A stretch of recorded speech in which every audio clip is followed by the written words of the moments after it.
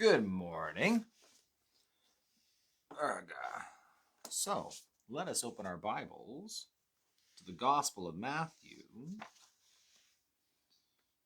And where are we?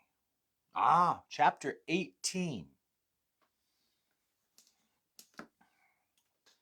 Chapter 18, verse 1 says, "At that time, the disciples came to Jesus, saying, 'Who then is the greatest in the kingdom of heaven?' Then Jesus called a little child to him, set him in the midst of them, and said, 'Surely I say to you, unless you are converted and become as little children, you will by no means enter the kingdom of heaven. Therefore, whoever humbles himself as this little child is the greatest in the kingdom of heaven.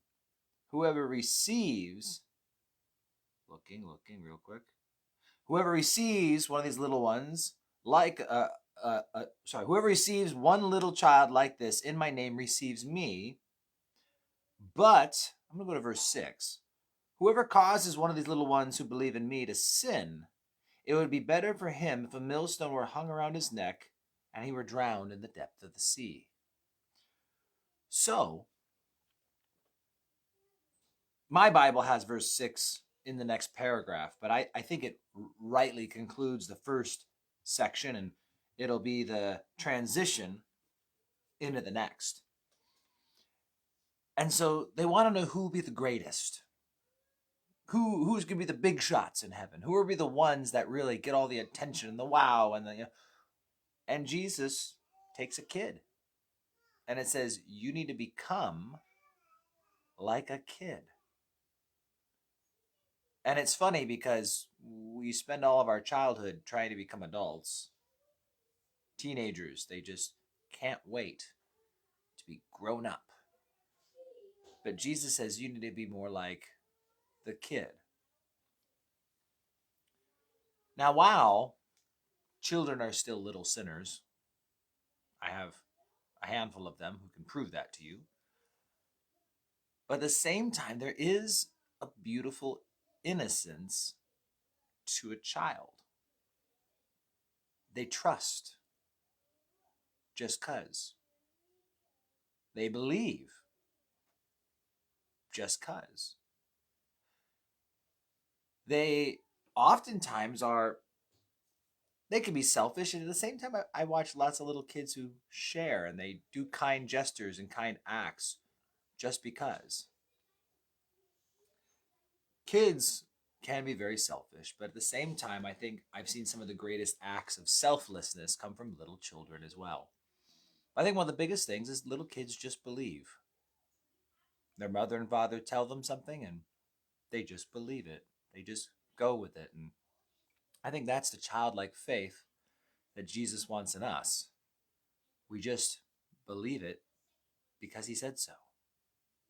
Quite often, people are so focused on what they can do and this and that, and the child just believes. That's what he's asked of us. Just believe. What is the work? What is the thing that we've been commanded is to believe on him. The work of God is to believe on him. That's it. But then he also warns in verse 6, it'd be better for them to take this gigantic millstone, this big heavy rock, to tie it around your neck and throw you into the sea for you to be drowned than if you were to cause one of the little ones to stumble.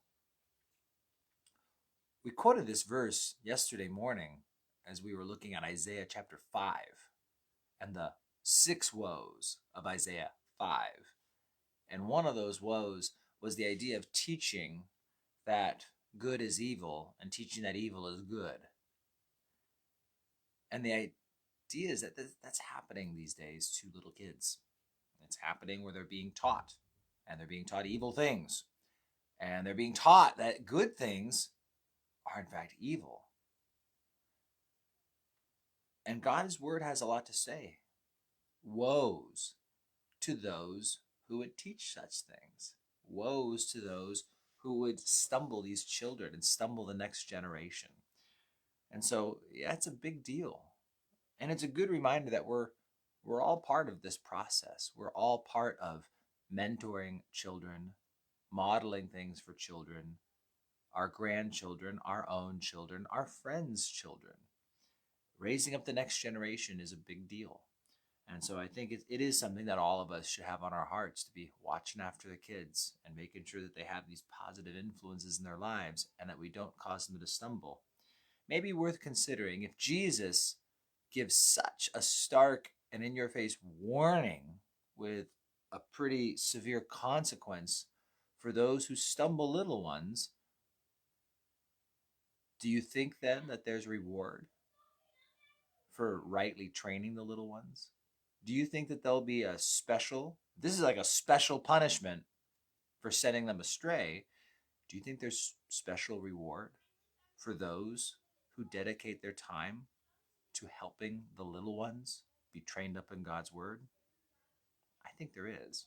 I don't think it's hard to assume that God's got a special blessing for those people who commit and contribute to the training up of this little generation of little kids, training them up in God's word so that they don't depart from it.